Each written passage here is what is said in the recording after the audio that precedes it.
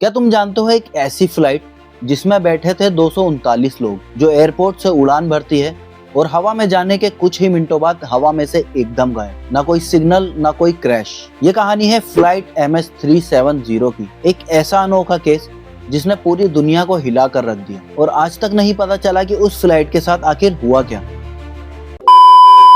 8 मार्च 2014 कोलालंपुर से बीजिंग जाने वाली एक फ्लाइट उड़ान भरती है। ये फ्लाइट ऑपरेट कर रही थी मलेशिया एयरलाइंस और ये विमान था एक मॉडर्न बोइंग 777 और इस विमान में बैठे थे पूरे 239 लोग। सब कुछ नॉर्मल था। पायलट थे जहरी अहमद शाह, जो कि एक बहुत एक्सपीरियंस पायलट थे।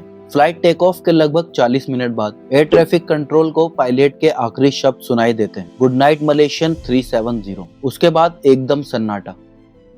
उसके कुछ ही मिनटों बाद प्लेन का ट्रांसपोंडर बंद हो जाता है। ट्रांसपोंडर वो सिस्टम होता है जो एयर ट्रैफिक कंट्रोल को प्लेन की पहचान और ऊंचाई बताता है। इसका अचानक बंद होना कोई नॉर्मल बात नहीं थी। वो रडार से एकदम गायब हो जाता है। लेकिन यहाँ एक अजीब बात होती है। एक मिलिट्री रडार दिखाता है कि प्लेन अपने पाथ से एकदम मुड़ गया, वापस मलेशिया की तरफ उड़ने लगा और फिर नॉर्थ ईस्ट में अंडमान सागर की तरफ उड़ा और एकदम गायब हो गया। हालांकि रडार कॉन्टेक्ट टूट गया था, फिर भी एयरक्राफ्ट ने एक इनवर्टेड सैटेलाइट को लगभग 7 घंटे तक ऑटोमेटिक हैंडशेक सिग्नल भेजे। इन सिग्नल से पता चला कि प्लेन दक्षिण की ओर इंडियन ओशन की तरफ उड़ गया। शायद उसका फ्यूल खत्म हो गया और वो वहीं क्रैश कर गया। लेकिन ये एक बहुत बड़ा सवाल खड़ा करता है, क्या ये सब जानबूझकर किया गया या कोई तकनीकी खराबी थी? जिस जगह पर प्लेन के आखिरी सिग्नल मिले, यानी इंडियन ओशन में, वहां पर काफी ढूंढने के बाद भी प्लेन का कोई भी मलबा नहीं मिला। इसके बाद फ्लाइट MS-370 को ढूंढने के लिए शुरू हुआ इतिहास का सबसे बड़ा सर्च ऑपरेशन, जिसमें दुनिया के 26 से ज्यादा देशों ने हिस्सा लिया, जैसे कि ऑस्ट्रेलिया, मलेशिया और चाइना, और भी कई देशों ने हिस्सा लिया। समुद्र के गहरे हिस्सों में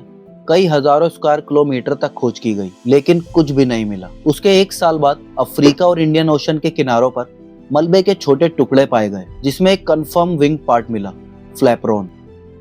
लेकिन अभी भी ये नहीं पता चला था कि इस फ्लाइट के साथ आखिर हुआ क्या। पर रिसर्चर्स ने इस चीज को लेकर काफी थ्योरीज दी, जैसे कि इसमें पायलट की कोई साजिश हो और कैप्टन ने जानबूझकर विमान को मोड़ा हो। कुछ रिपोर्ट्स तो ये भी कहती हैं कि उनके घर में फ्लाइट सिमुलेटर मिला था, जिसमें इसी रूट की प्रैक्टिस की गई थी। कई सालों की इन्वेस्टिगेशन के बाद 2018 में मलेशियन सरकार ने एक फाइनल रिपोर्ट जारी की, जिसमें लिखा था कि प्लेन को जानबूझकर डाइवर्ट किया गया। पर वो आज तक ये नहीं पता लगा पाए कि आखिर इसका जिम्मेदार कौन था, और आज तक नहीं पता चला कि उस फ्लाइट और उन 239 लोगों के साथ आखिर हुआ क्या।